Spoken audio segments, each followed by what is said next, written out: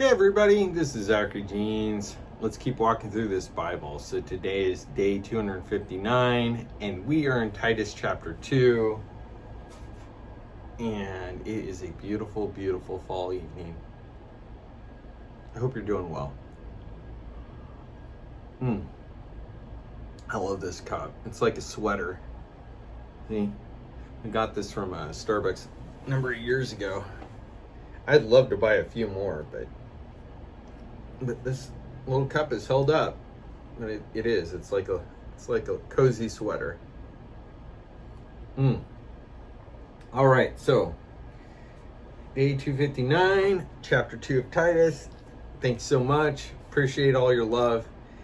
Love it when, look, if you take the time to pray for me, pray for this ministry, pray for the people I talk about in the ministry that I have every night going out in my car. Thank you. Thank you. And we'll find out. I mean, God rewards you here on earth for sure, but God will have reward for you in heaven. And don't look past that. That's a good thing. God loves you. He wants to give you good gifts, and those good gifts will last forever. And you can partner with me through prayer and praying that people will hear this and understand more about God and do more things with the Lord here on earth. And we will all get to enjoy each other and the Lord forever. Largely in ways that are defined by the good things that we get to do here. So, yeah. So, why don't we stop? Why don't we ask God for help? We'll keep it short and we'll keep it simple today. Let's just ask God to speak to us. All right? Lord Jesus, God, please speak to us. That's pretty simple. We love you, and it's in your name we pray. Amen. Okay, so today we're going through Titus, and he's instructing Titus again. This letter's written to somebody that Paul is instructing to instruct others that will instruct others. He's writing to a guy who is in charge of setting up basically churches all over the island of Crete. And somebody ostensibly who will go to other places and other churches and set them up as well. He's somebody with authority. Titus is. He's been empowered by an apostle, and in his own right, he is an apostle, okay? Because he's sent with a message with authority. He has authority in the church and over churches. He is an overseer of overseers. That said, this is also a unique role. This is a unique time in the church. It's also in relationship to the era in which they lived. I am of the mind that truth is truth is truth throughout time and history. But I am also of the understanding that things are spoken to individuals and groups and in contexts and in a social or current mode and environment of that era. So I don't disregard the truth being written in a document or a letter or a play. If it was written 100 years ago or 1,000 years ago or 3,000 years ago. The point is, though, that you have to understand where they're coming from. But not to the point where it actually denies the things that it's saying. Short example, love the man. He's an incredible teacher. He is a historical minded, cultural, social minded historical teacher. And he teaches or taught at Multnomah. And he believed that the story of Jesus being born in a barn, in a manger, amongst a bunch of barn animals, because there's no room for them at the end, that could not happen in the culture in which they lived. Gave examples of how that culture persists to this day, not just in Jewish culture, but in Muslim culture, in the whole area of the Middle East. The idea that you would push a young woman and her husband who are traveling and are ready to give birth out into an area with animals, that there's just no way that could happen. And yet there it is, written in the Bible, that's what happened. And you go, wow. So that's taking historical and cultural context to the point where you're literally flipping the text on the head. And then, so what's his answer? Well, his answer was like, well, a lot of homes were built with animals in mind, being in the courtyards, and so it's very likely that they were brought into a courtyard area and that there were animals around the families, and so that's how we get all the way to Jesus being born, really being taken care of by a nice family somewhere who happen to have a billy goat and a couple of cows and whatnot. So I don't know. So when we read Titus here, you have to also, though, keep in mind that what that teacher, that professor was saying isn't untrue. Okay? They probably weren't just cast out into the street, Jesus's family. And it is true that families kept animals around their homes. But that doesn't negate the fact that it says there's no room for them at the inn. They laid them in a manger. Okay? So when we read Titus, and Titus is this young man with a mission from God, from Paul, Blues brother, and he's going around the island of Crete, kind of a rough town, rough island, and he's trying to sort out who he can trust to let the church grow. These are all young believers in a sense, even if they're older in age. But he's having to find people that he can okay, I'm going to entrust you with the teaching of the word, and I got to move on. And it's not like you can check in on the phone or via text message or some sort of social media Facebook group. Titus, he might never get back to that town. So Paul is entrusting him to go set up church and advise people, and he's got to move on. With that context in mind, talking to a bunch of people that didn't know Jesus 5 years before, right? They're all relatively new believers, maybe new. Let's read chapter 2, okay? So he's going to give you a lot of advice on how to live your life. But remember, this is to people who are living in a pagan world or in a irreligious Jewish life with a bunch of myths and weirdness going on with how they interpreted genealogies and stuff. So you got this whole weird mix of people going on Crete. And Paul's sending Titus out to them, trying to get their lives to somehow model Christ, right? And perpetuate an opportunity for people to know Jesus going forward, long after Paul's dead. So chapter 2, verse 1. But as for you, Titus, teach what accords with sound doctrine.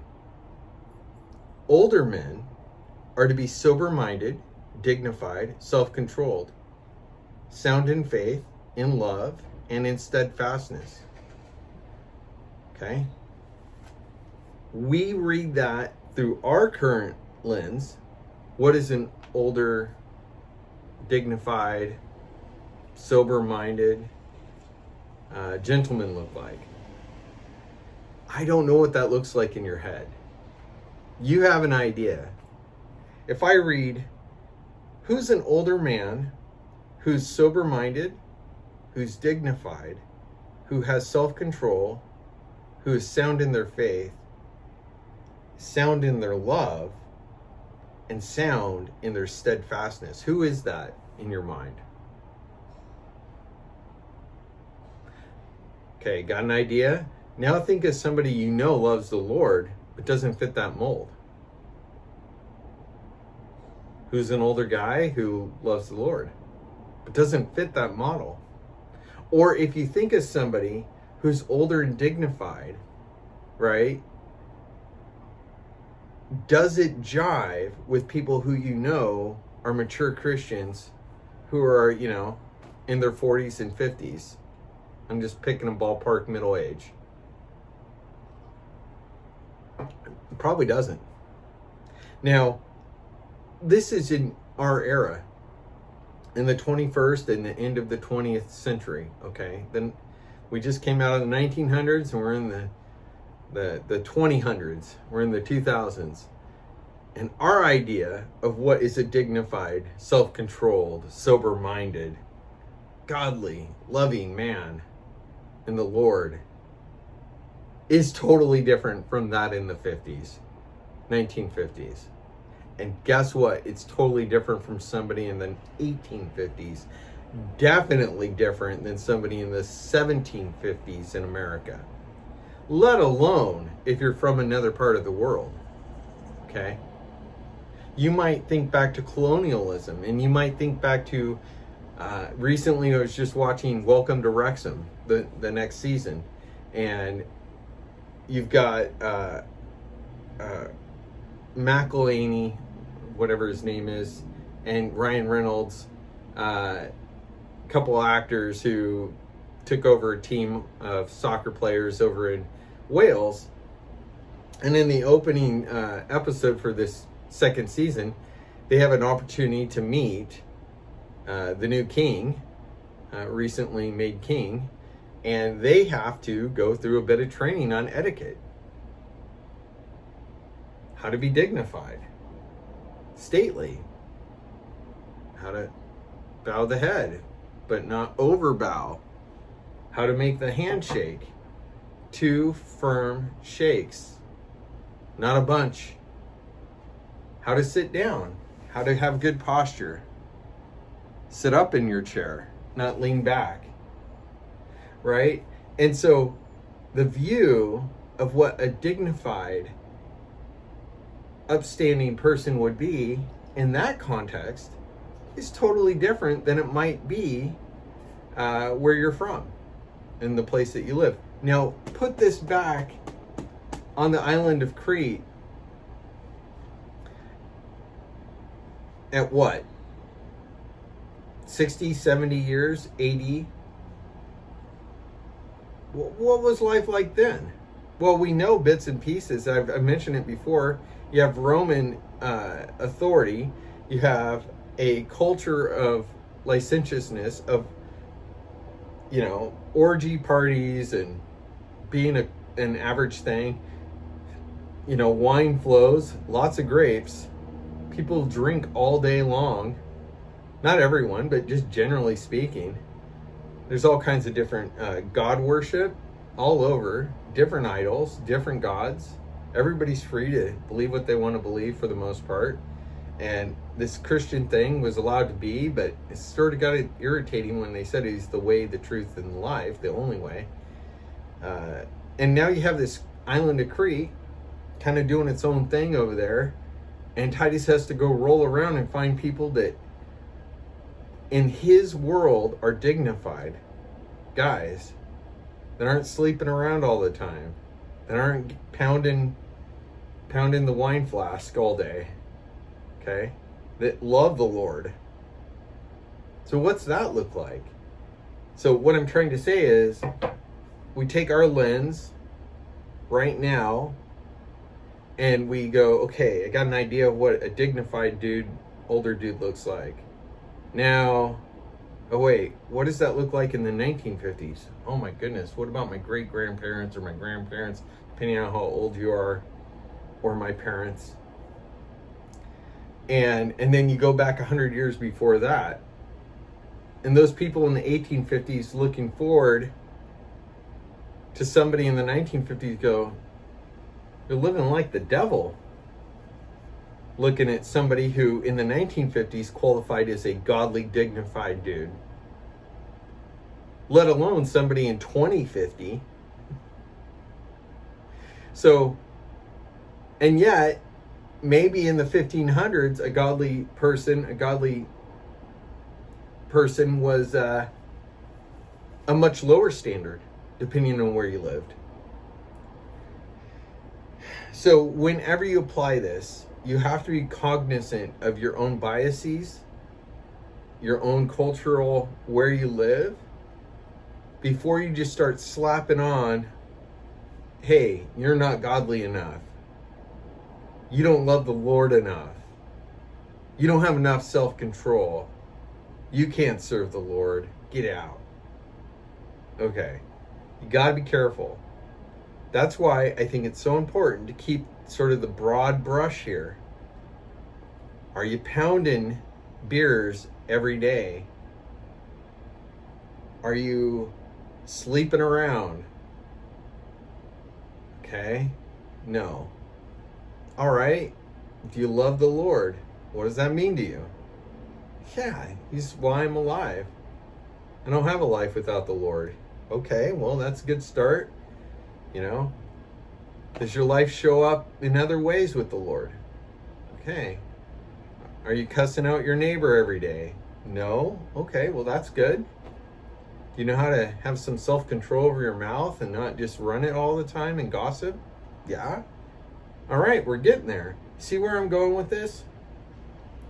But in Titus's day, imagine him running around that island trying to find and define Christ-like behavior, and he gets maybe a few days in a town, and he's got to move on and move on and move on. And once he leaves that island, he might get back there once in his entire lifetime, and he may never get back there.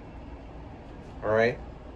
So, older women, likewise, are to be reverent in behavior, not slanderers or slaves to much wine. They're to teach what's good, and so train the young women to love their husbands and children. Be self-controlled, pure, working at home, kind, submissive to their own husbands. Why or how, for what end? That the word of God may not be reviled. So some people see that list and they go, oh, the oppressive nature of the word of God in the Bible. This can be a very liberating thing. Someone who's allowed to be free to serve and care for their family so that the family unit can be built up and strengthened. Like, that can be a very positive thing.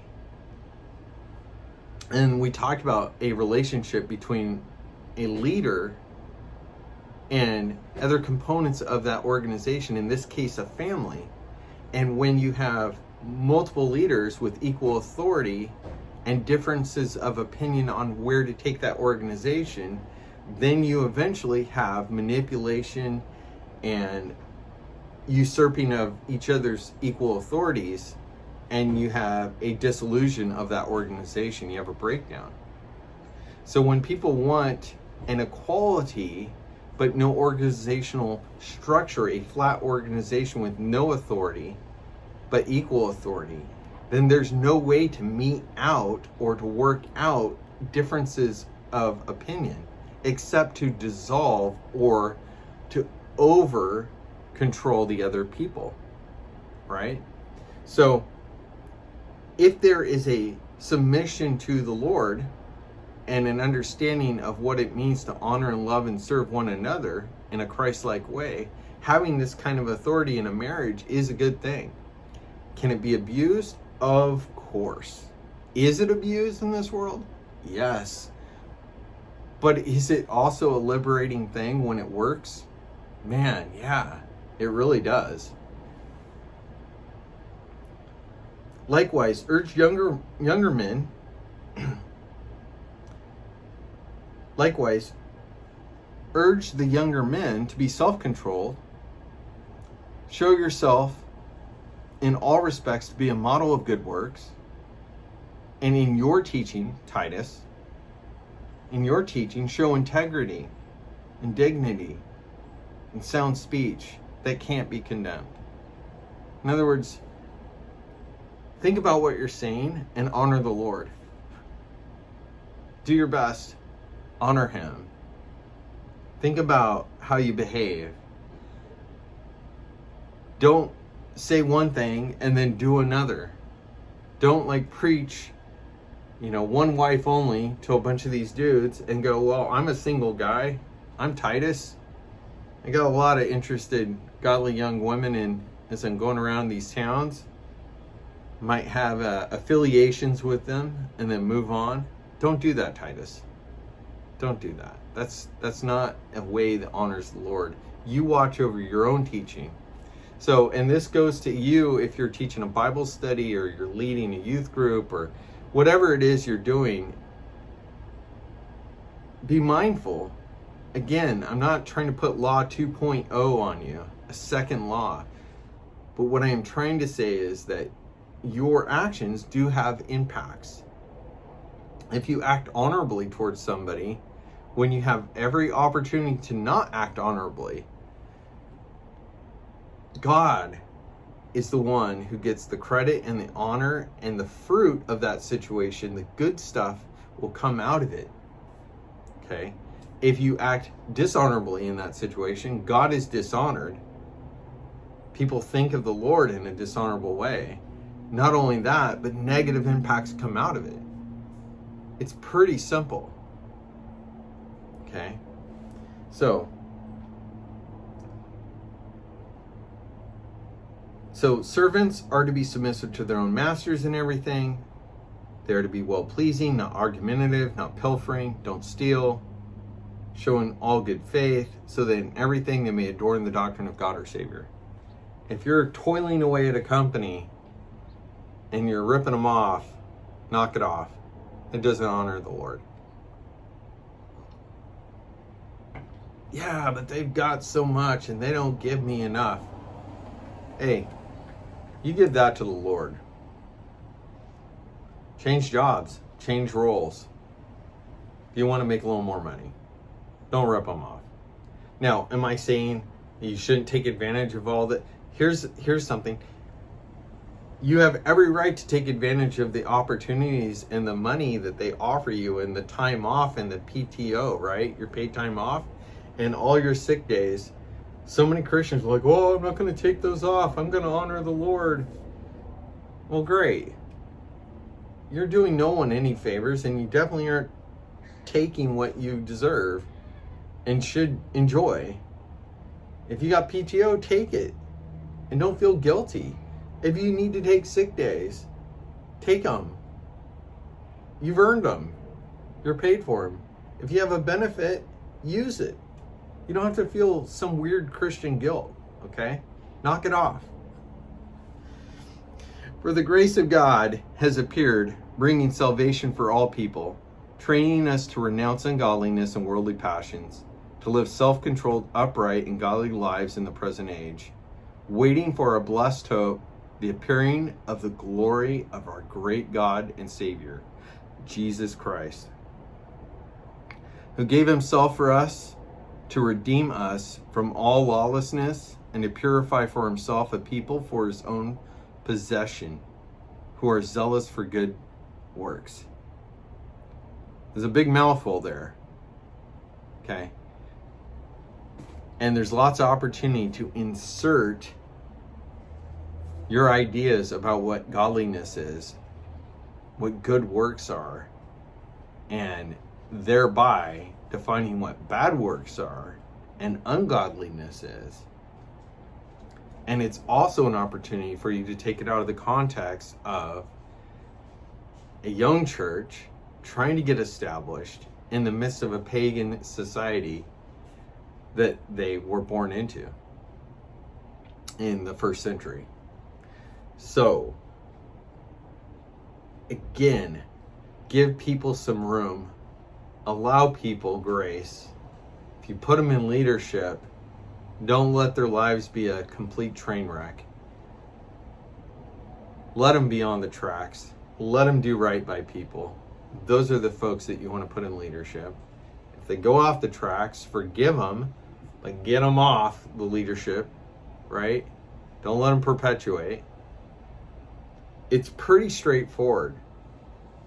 And the whole point of living lives that honor the Lord and don't dishonor the Lord, because we're all waiting for the Lord to come back. That's the point. Do you hear it? Okay. We're waiting for our blessed hope, our happy hope. We're waiting for our happy hope, the appearing of the glory of our great God and Savior, Jesus Christ. Jesus Christ is God, and he is our Savior, and he's coming back. He is coming back. Wow. You know, that's the thing. He's coming back. And if you pass in the twinkling of an eye, you'll be resurrected and you'll be raised, and like that you will meet the Lord in the heaven, that is the air, with his holy angels will be ripping across the sky, declaring the coming of the Lord, gathering together his chosen ones. And that can make you feel weird, but if you choose the Lord, he chose you. And that won't bug you. That really won't bother you when you get there. It's destroyed entire countries, and it's destroyed hundreds and thousands of people's lives over the years. That discussion, did God choose me or did I choose God? When it gets codified into a state religion, and then it's illegal to think the other way, one way or the other, it's horrible. Everybody's just got to chill out a minute and realize the Lord's coming back, and it won't matter. But when you get there, you'll be like, oh, you chose me. And the Lord's like, yeah, and you chose me too. How does that work? Well, you're here. As you're flying up into the sky, like being pulled up. Now that might sound crazy to you, okay? That might sound totally nuts to you. But if you've got a spirit in your body, if you came into this earth and are going out of this earth, and you see the ebbs and flows of reality and understand that the fabric of reality and its quantum nature, something like being called back into a time frame in existence as an identifiable soul of reality here, that is a construct of who you are in this world, that's not really a hard thing to imagine. If God puts you here, God can bring you back. He can bring you back, and he's going to. So, declare these things and exhort and rebuke with all authority. Let no one disregard you. And remember who's writing this. This is Paul. And he is trying desperately to empower those that are going out, establishing the church after the death of himself, after the death of all the original apostles. And he's seen a lot of sideways teaching and super apostles and people with letters on behalf of each other and sort of credentialed people who aren't really teaching everything about Jesus, but at least they're teaching part of the gospel. And he's seeing some people with components of the Jewish traditions that are some strange and weird myths, and I won't get into that, but that stuff is still going on today. And then you got pagan idolatries, worshiping of this God and that God, and having orgies and vomitoriums and parties, and he's like, Titus, I'm giving you full authority, man. Go set up church on Crete. Look for good guys and good gals. They should be walking this way and talking this way. This is the general rule of thumb. Don't trust people with the gospel to lead the church that aren't at least standing up this way. And for the people that aren't walking that talk, exhort them to, okay? Because Jesus is coming back. He's coming back. I can't wait for him to come back. But when we get there, this will all sort itself out, but we're waiting for him to come back. Do you see that flow of that letter? And can you imagine getting that letter? And we'll close on that. We're getting this letter as Titus. It's been handed to you. You don't know that it's going to be put into a Bible. You have no idea. But you're out here. You were left on Crete. Paul like left you there, and then he drops a letter to you, gets it to you somehow on the island, and you're like, God, what do I do? Who am I? I'm not Paul. I'm not James. Not Peter. No one's listening to me. And then you get this letter, the authority of Paul the apostle, who left you there. And now you got to go and live this out. You got to go with this full authority. And then, of course, God's Spirit filling him up, filling us up, right? To go walk that ministry. But it's kind of a mystery, that ministry. Like, how's it all going to come together? Thank God it did, because here we are, having a little coffee, talking about the Lord coming back hundreds of years later. All right, well, day 260 tomorrow, and Lord willing, we'll go ahead and we'll finish up Titus. But love you guys. Please pray for me. Throw my name in that hat. Pass me on to that prayer group. If you haven't and you feel convicted that you should, please do. That's a little thing you can do for me and for this ministry to grow, okay? And God will reach more and more people. All right. Till then, keep walking, all right? God bless. Bye-bye.